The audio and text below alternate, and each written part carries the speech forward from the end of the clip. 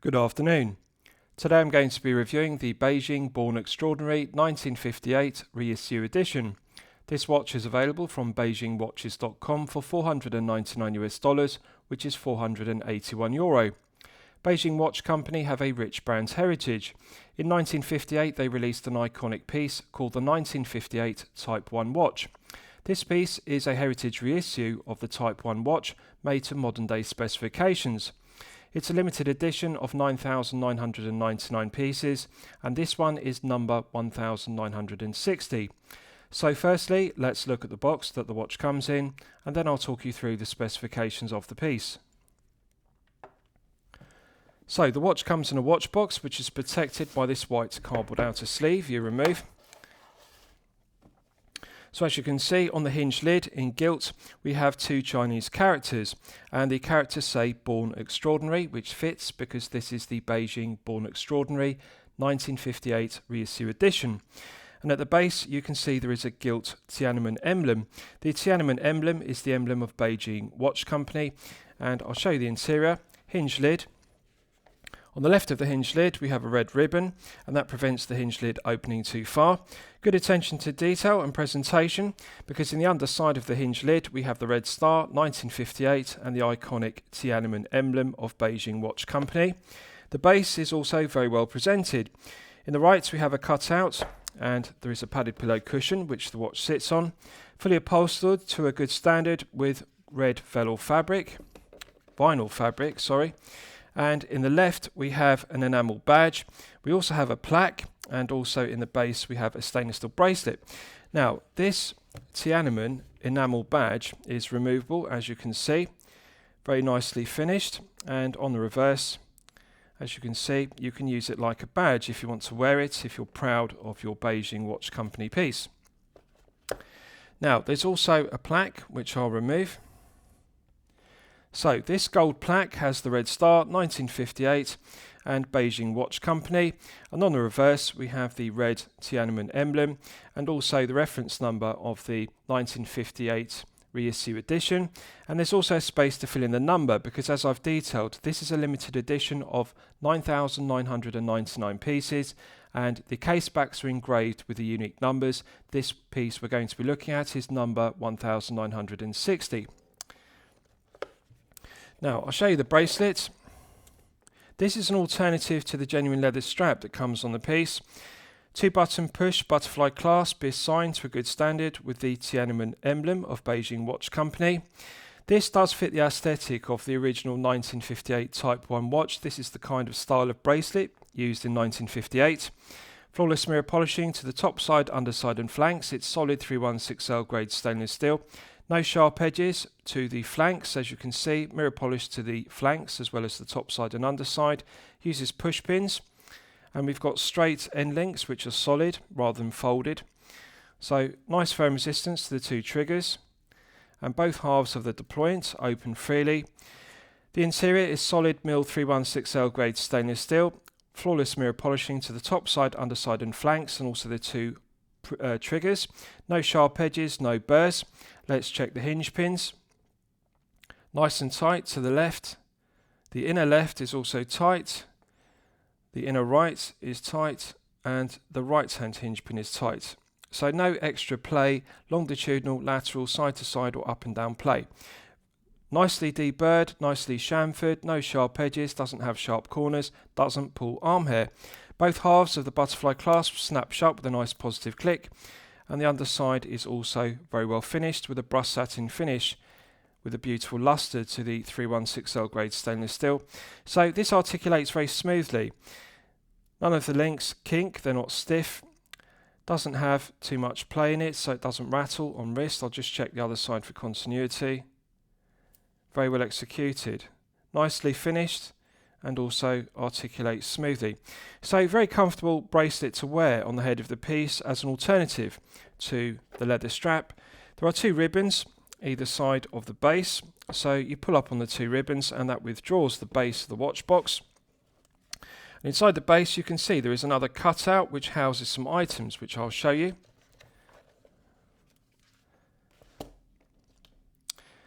So with the watch you get the tag, as you can see, red Tiananmen emblem. There's also a QR code you can scan with your Android or iPhone, and that will download more information about Beijing Watch Company and this piece, the Beijing Born Extraordinary 1958 Reissue edition. And on the reverse, we have the reference number of the Reissue edition with a barcode.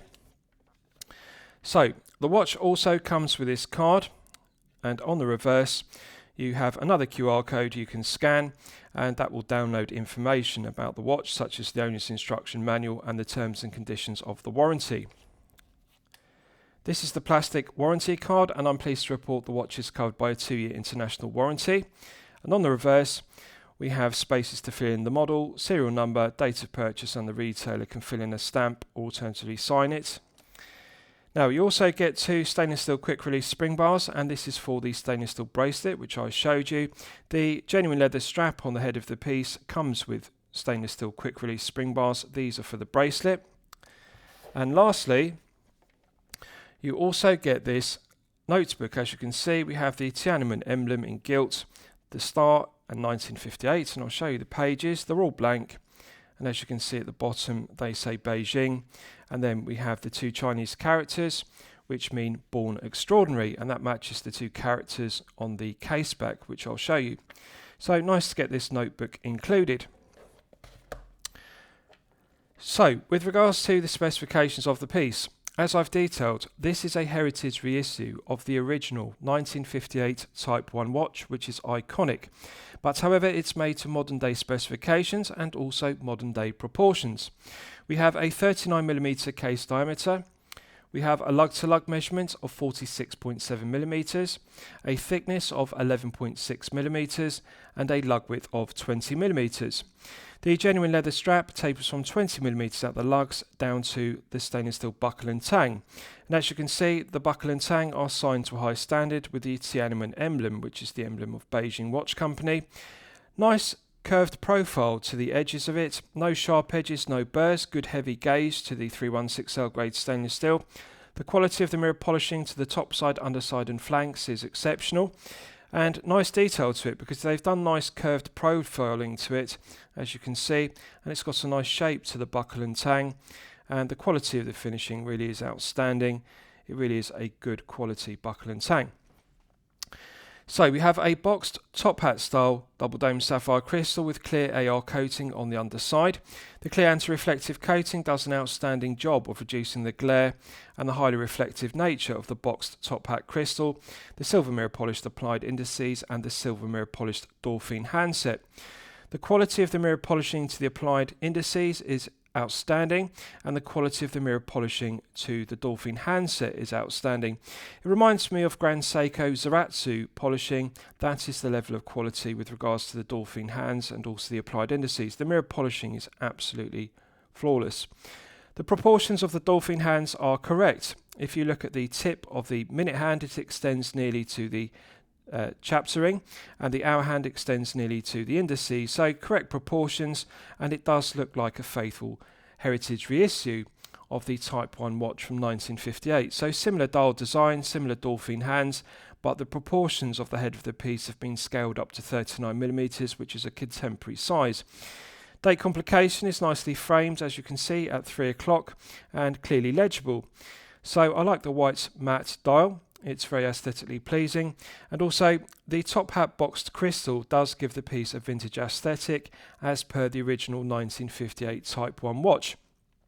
But however, rather than being acrylic, this is glazed with sapphire crystal, and of course sapphire crystal is harder, more scratch resistant than the acrylic crystals which were used in the 1950s. So modern day specification, but still retains the vintage aesthetic of the 1958 Type 1, which this is an homage to. The bezel is solid 316L grade stainless steel, flawless mirror polishing to it, nice flat profile to the bezel. The case is mirror polished throughout, every facet, in between the lugs, tops of the lugs and the flanks are all mirror polished to a flawless standard. This is the kind of mirror polishing one sees on a Grand Seiko piece with the Zaratsu case polishing. That is the kind of quality of polishing, it really does look like Zaratsu. The right hand flank is also mirror polished to a flawless standard. The crown is a push-pull crown, coin edge finished, and it has a nice chamfer to it, so no sharp edges to the tips of the teeth on the coin edge crown. And it's also signed. If you look closer, you can see it is engraved with the Tiananmen emblem of Beijing Watch Company. Correct proportions, and in terms of proportions of the head of the piece and also the crown, it does look very similar in proportions to the original 1958 Type 1 watch. Often with heritage reissues, it's difficult for brands to get a correct balance, because when they update the specification of the piece to modern day specifications and also modern proportions, they enlarge the case.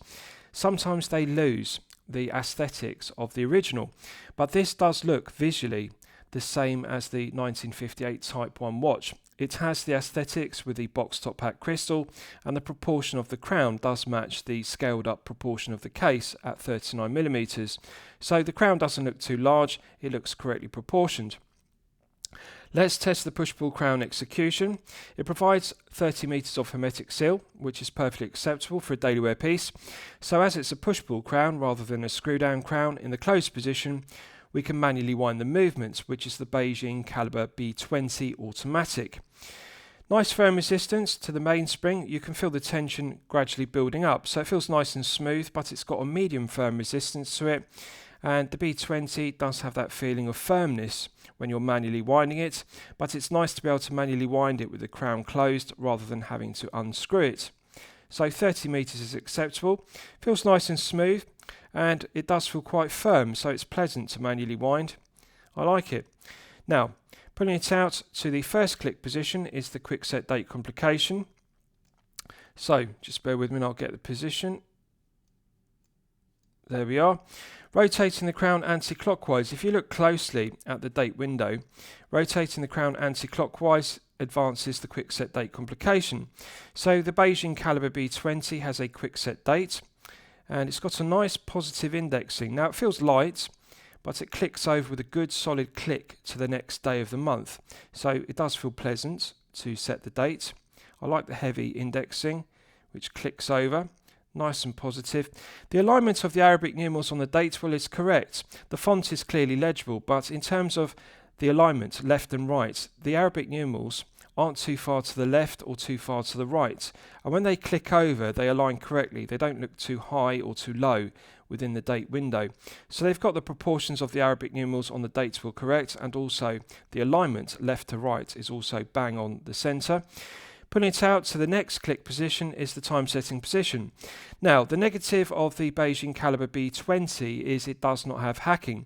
We're now in the time setting position, but as you can see, the red tipped second hand continues to sweep around the dial at 3 Hz. It runs at 21,600 vibrations per hour.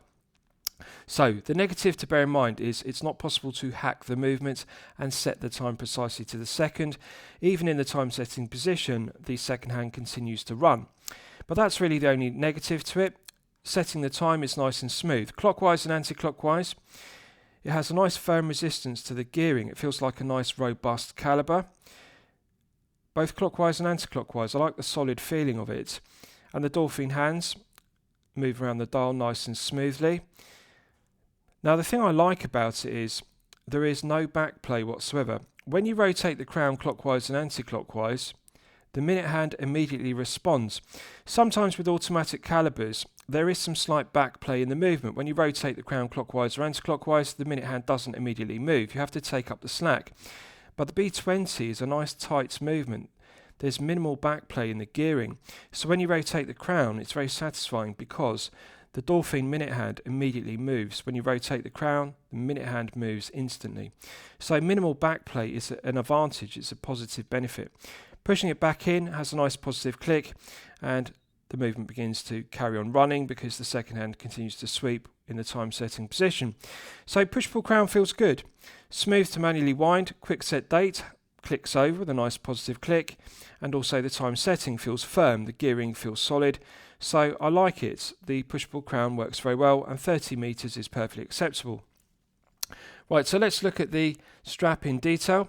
So this is genuine leather, nice fine grain to it, as you can see, contrasting white stitching. It's a padded strap, so it is thick at the lugs, but it tapers from the spring bar down to the buckle and tang. So it's very thick and padded at the spring bar end, but then it gradually tapers in thickness down to the buckle and tang.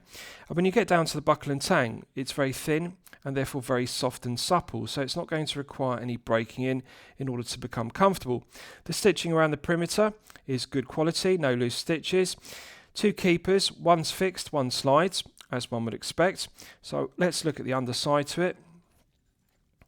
So as you can see, it's embossed with genuine leather. The underside has a tanned leather lining to it, which is very smooth and also very soft, and plenty of holes in it to allow for getting the correct fit. Length of strap is good, and it has stainless steel quick release spring bars rather than standard spring bars. Now, Beijing deserve credit here because they've made the correct decision by not using standard spring bars. Often with mirror polished cases like this with a thick padded strap, it's difficult to get a spring bar tool in between the edge of the thick padded strap and the curved lugs. And of course, there's a risk of scuffing and scratching the mirror polished finish to the tips of the lugs when removing the strap with conventional spring bars. But by having quick release spring bars, that negates the need for a spring bar tool, and even though the thick padded strap is a snug fit, you can easily depress the quick release spring bar and remove it without scuffing and scratching the lugs. So I'm pleased to see quick release spring bars. Now on the other side, we've got the Tiananmen emblem, as you can see, which is the emblem of Beijing Watch Company, and that's embossed. So very nicely finished, and the stitching on the underside also matches the tan tone to the lining. So this is good attention to detail because the stitching isn't white as per the top. They've got a tan colour to the underside stitching, and on the top side we've got white stitching, and the quality of the finishing to the padded leather strap is very good. So this is a high grade of strap. Now looking at the buckle and tang, you can see the emblem is engraved to a good standard, the Tiananmen emblem, and also it's got a nice shape to it. It's profiled rather than just being a regular buckle. They've given it some interest by adding some facets to it, and also there's a nice curved profile. There's a recess on either flank, as you can see. So it's a good quality, well finished buckle and tang, which is solid 316L grade stainless steel. So let's look at the case back. Now, as I've detailed, this is a limited edition of 9,999 pieces. Now, if you look closely at the 6 o'clock position on the mirror polish portion of the case back, just above the lugs, you can see it's engraved with a unique serial number. So this is number 1960 of 9,999 pieces. Each of these is individually numbered. Centre of the case back is matte bead blasted effect. Now we have 2 mirror polished Chinese characters which say Born Extraordinary, and that does fit because this is called the Beijing Born Extraordinary 1958 reissue edition. Born Extraordinary really is the mantra of Beijing Watch Company because they were born in 1958 and their iconic piece, the Type 1 watch, was made in September 1958. So Born Extraordinary is the mantra of Beijing Watch Company, and it's good to see continuity of design because we have the 2 characters for Born Extraordinary engraved in the case back, and the mirror polishing is absolutely flawless and it contrasts very well with the matte bead blasted background. One detail I like about this piece throughout is the use of red, and if you look around the circumference of the case back where the matte bead blasted effect finishes and then it changes to mirror polishing around the circumference, there is a red circle, and the red circle is subtle but it does catch the light. And it's very aesthetically pleasing because it complements the other red accents on the watch. The red circle around the case back matches the 3D red star on the dial and also 1958 in red. And that's not the only red because we've got a red tip to the second hand, which is very aesthetically pleasing, but also it contrasts very well with the matte white style, so it makes the legibility of the silver second hand legible. And if you look closely at the chaptering, it has black minute ticks, but also at the hour indices, next to the indices which are applied and mirror polished, there are red dots. So very subtle but very aesthetically pleasing. The red dots at each of the hour indices, the red tip to the second hand, the red 3D star, 1958 in red, and also the red circle around the case back. And I really like that, the use of red in subtle accents on the watch, because it does give it an aesthetically pleasing look. So quality of the mirror polishing to the case back is very good. Now, one detail I like about it is it's low profile. It's not a bubble back case back. The benefit of this only being 30 meters is that it has a thin caseback rather than a thick bubble back caseback. And Beijing have made the right decision, because often when brands do a heritage reissue piece, they update the specification and the proportions, but they also go a step too far because they increase the water resistance rating from 50 to 100 meters, and often they make the piece with thicker crystals and thicker casebacks, which actually reduces the comfort level, the feel good factor, because the bubble back caseback they're using makes the piece sit taller on the wrist, like a slab of 316L grade stainless steel. But this has a nice flat centre section to the caseback, as you can see. And it does provide adequate clearance for the rotor, because the caliber B20 is an automatic with a rotor, so it's not as slim and low profile as a manual wind or a quartz piece. But as you can see, it's not a bubble back caseback, nice and flat.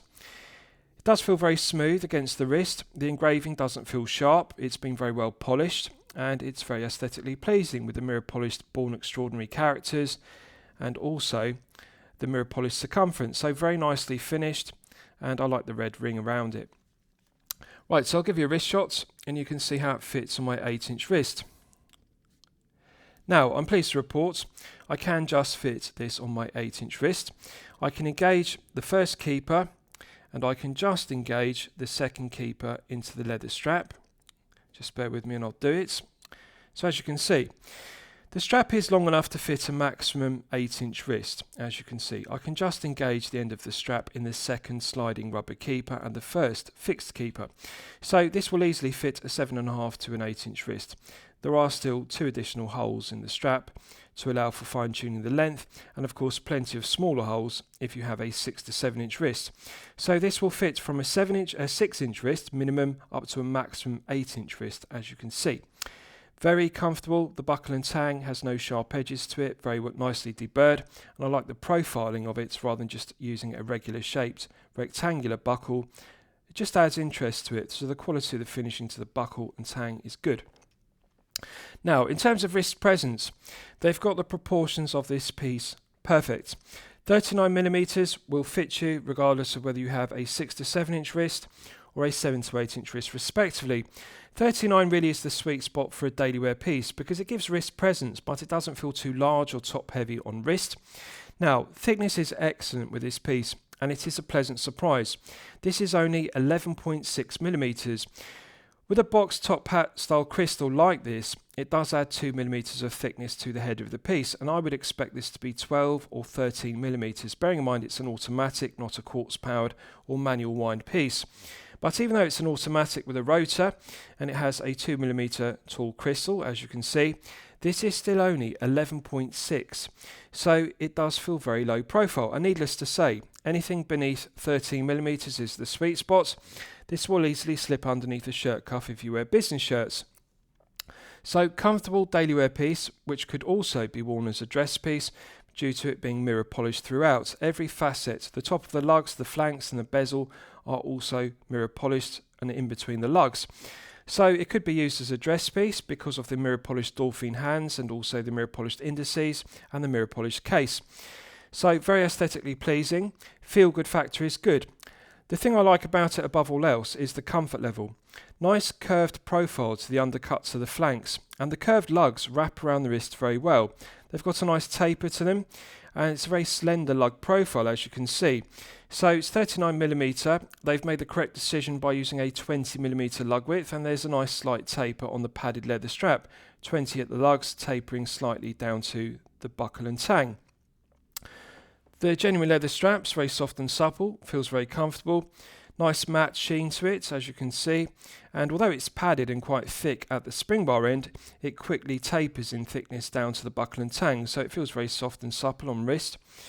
So I love the look, the vintage aesthetic of the boxed top hat crystal. Slight distortion and magnification effect due to the thickness of it when you view the piece at an oblique angle, but when you look at it straight on, the clarity and the legibility is excellent. The AR coating works very well. So it does give the aesthetic of an acrylic crystal used in the 1950s as per the 1958 Type 1. but of course sapphire crystal is harder and more scratch resistant than mineral crystal and acrylic.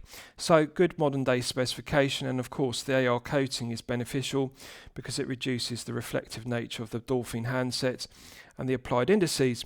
So good looking piece, but legibility is also good. The functionality is good. You can clearly read the time on it due to the proportions of the Dolphin hands. Now the thing I like about it most of all is the heft. This is only 56 grams, which is incredibly lightweight. 56 grams for a 39mm on a leather strap is the kind of heft one would expect with a manual wind piece or a quartz powered piece. Automatics have more heft, but at only 56 grams, this feels invisible on wrist. Incredibly comfortable. Nice flat case back, so it sits very snug to the wrist, and the nice curved undercut to the flanks means it wraps around the wrist rather than sitting on wrist like a tall slab of 3160 grade stainless steel. So it does give the vintage aesthetic of the 1958 Type 1, and I think they've got the balance correct. Modern day specification, but vintage looks of the 1958 Type 1. So they've done a good job. They deserve credit. Difficult to do a heritage reissue, update the proportions and the specification, but retain the look of the original. Right, so there's no loom on the dial and hand, so we don't need to do a loom test. Let's discuss the movement. So this is powered by the Beijing Caliber B20 automatic. It has 21 joules and it runs at 21,600 vibrations per hour and a frequency of 3 Hz. It has hand winding, but the only negative to it is it does not have hacking. As I've shown you, when you pull out the crown fully to the second click position, normally that would hack the movement, but as you can see, the red tip to the second hand continues to sweep around the dial at 3 Hz frequency. So it does have hand winding and a quick set complication, but does not hack. That's something to bear in mind if you like movements that hack, so you can set the time precisely to the second. It has a 40-hour power reserve, which is perfectly acceptable. The stated accuracy of the Caliber B20 is -20 to +40 seconds per day, so a rather wide accuracy range. However, I'm pleased to report that Beijing Watch Company are doing an excellent job of regulating their Caliber B20 automatics. This one is running consistently at +3 seconds per day, which is actually within chronometer grade accuracy of -4 to +6. So +3 is well within the stated -20 to +40 wide accuracy range, and I think it is outstanding. They're clearly regulating their movements in 5 positions to get them to +3 seconds per day. So very good accuracy, it's reliable, it's well proven, it's a workhorse movement. The Caliber B20 automatic is good. Now one could say a negative is the 3 Hz frequency, because if you look at the contrasting red tip to the second hand, you can see it's a characteristic of 3 Hz sweeps. They stutter or judder around the dial. With a 4 Hz movement, they have a smoother sweep. They run at 28,800 vibrations per hour. So with a 4 Hz second hand, it's got a smoother sweep. 3 Hz running at 21,600 stutters or judders. So the sweep of the second hand isn't quite as smooth. That's something to bear in mind, but however it's subjective. Some collectors don't mind a 3 Hz sweep. I personally prefer the smoothness of a 4 Hz. But that really is the only negative, and also the lack of hacking. Quick set complication works well for the date. The hand winding works well, it's nice and smooth, and also setting the time feels good. So Caliber B20 automatic is reliable, it's well proven, and the accuracy is very good. This one's +3, so correct choice for this piece. And of course it's made in-house by Beijing Watch Company. So good movement. Lastly, I'll summarise the piece. What do I think of it overall? Well, when I'm considering reviewing a watch on my channel, the watch should meet 2 criteria. It should be both excellent quality and excellent value at the respective price point. So, low tier price point piece, $499 US, which is €481. I'm going to declare it excellent quality, and I'm going to say the value is okay. I'm not going to say good or excellent value because I think it does face some stiff competition at the price point of €481.